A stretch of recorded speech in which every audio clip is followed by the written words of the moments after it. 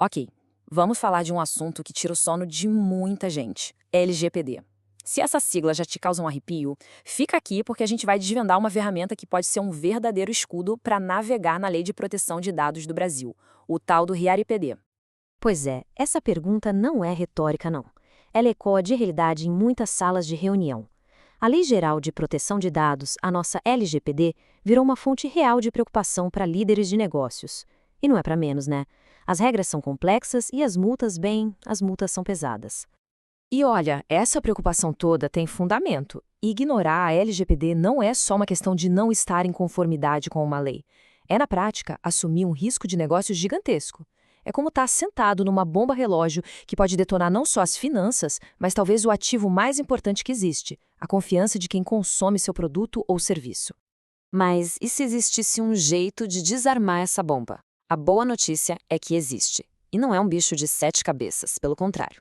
É a chamada chave mestra para gerenciar esse risco de forma inteligente e, o mais importante, proativa. A sigla é REPID, Relatório de Impacto à Proteção de Dados Pessoais. Tá, nome comprido, mas na prática pense nele como um raio-x completo dos processos mais sensíveis que envolvem dados na organização. Ele não só mostra o que está sendo feito, mas por que está sendo feito, quais os riscos e o que já foi feito para controlar esses riscos. É a prova de que se pensou no assunto antes do problema aparecer. Certo. Mas o que exatamente precisa ter um RABID para ele ser bom de verdade? O que faz dele um documento robusto que realmente funciona como um escudo protetor?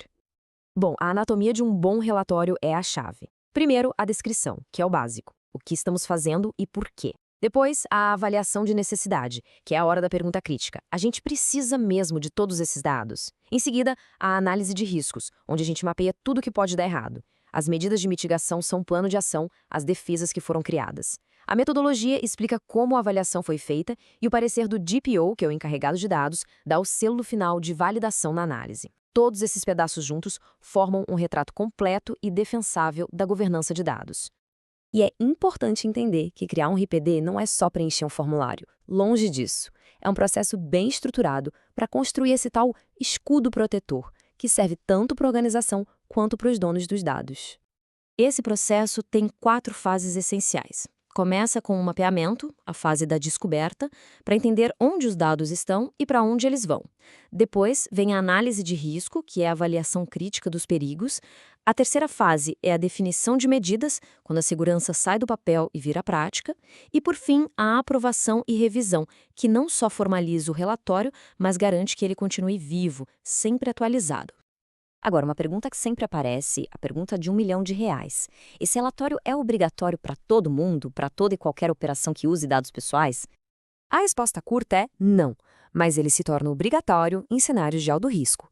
Que cenários? Bom, tratamento de dados em larga escala, por exemplo, ou quando se lida com dados sensíveis, como informações de saúde, biometria, coisas bem pessoais, ou ainda quando se usa tecnologia para tomar decisões automatizadas de grande impacto.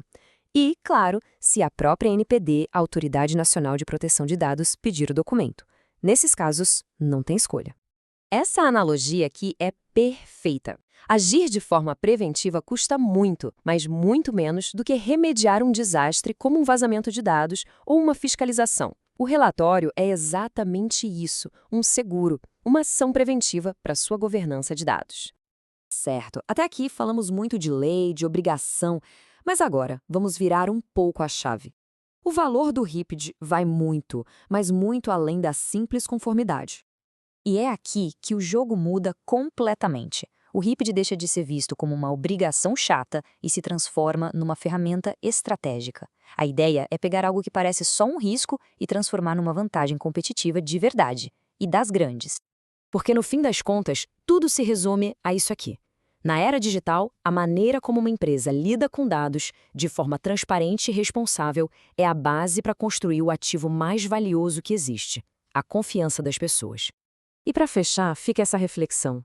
Vale a pena parar e pensar: as práticas de gestão de dados na sua organização estão, de fato, construindo pontes de confiança ou, quem sabe, sem que se perceba, criando um risco silencioso? Fica aí a provocação.